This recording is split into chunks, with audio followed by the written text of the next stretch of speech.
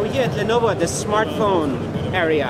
So how many smartphones do you show here? Well, we've got about 7 smartphones from Lenovo showing here, starting with the A series. The A series is really targeted for affordable smartphone entry. This is the A390, for example, and it runs on a 1 GHz dual-core chip with a 5 megapixel rear camera and 9 hours of battery life running Android 4.0 ice cream sandwich. It's MediaTek? That's right, it's MediaTek, it's dual SIM, and it is 3G. How much it costs? So this is around $100 US, so it's really affordable for someone who wants to use a smartphone, but they've not tried one before, so they want to take the jump. This is a great opportunity to do that. $100 retail price. Absolutely. For sale all over the place? Our smartphones are for sale in China, and outside of China, we've got about 12 countries focused on Asia, Russia, Middle East, emerging markets particularly. And coming to Germany, France, all that stuff? We haven't made any announcements on our smartphones being available in Europe or the US at this point in time. However, we're always considering new markets, and we're always working towards making these products available to as many customers as possible. But the Vibe X, is that global or is only these markets? The Vibe X is only for these markets as well when they become available in December. So over here we've got the A706. Now this one comes with Dolby Digital Plus audio enhancements, and it's going for around $150 US. It's high quality audio, 1.2 gigahertz quad-core processor. It's a 4.5-inch display, a WVGA, 5 megapixel rear camera, and a 0.3 megapixel front camera. So this runs on the Jelly Bean OS Android 4.1. All right. Okay. The other one we've got here would be the S series. So the S820. This is really a more stylish smartphone design, focused on a high resolution camera with a 12 megapixel camera on the rear. It's running again 1.2 gigahertz quad-core processor with 4.2 Jelly Bean OS. Nice. Yeah. This has a sort of like, this display is slightly curved, so it's really beautiful, and it's available in a couple of colors: red, white, and gray as well. The price is approximately? This is approximately $350 US. Right. Yeah. And we've got the P780 as well. This amazing smartphone can last 43 hours of non-stop talk time. So it's got a huge battery inside here, 4,000 mAh battery. It's really suited for business professionals who download lots of emails and browse the web all the time, or even on your social networking. It's got a 5-inch display. It's a HD display with an 8 megapixel rear camera and a 0.3 megapixel front camera. And this is it's running on a Jelly Bean as well. P780, that's right. 43 hours. 43 hours. The longest battery life on the market. It probably is, if not one of them. It takes too long. Yeah? Right. Yeah. It really lasts about a week. About a week, right? You don't have to charge it for a week. That's awesome.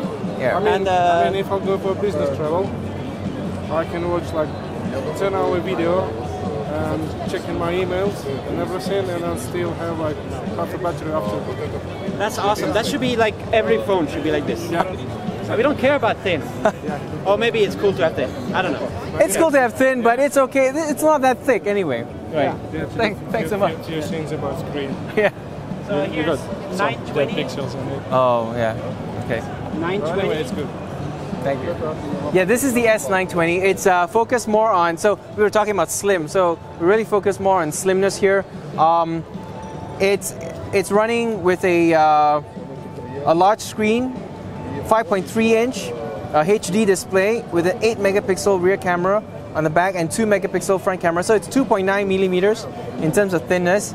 And it's running on the 1.2 gigahertz quad-core MTK processor, dual SIM as well. So really nice for watching videos. And when we played some videos on this, it looked really, really amazing. So actually, let's run a trailer. But it's not 43 hours battery life on this one. Well, it's not 43 hours of battery life. But it's fine. Well, we think that it really fits people who love looking at large screen displays and at the same time, having that ability to use Android, download all kinds of applications, run them smoothly and things like that. So we think that it works really, really well. How much? This one's around $300 US. So it's really a lovely device. So it's cheaper than that one.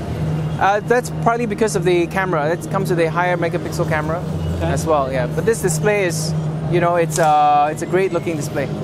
Cool. And then it's Vibex, and let's go on the other side.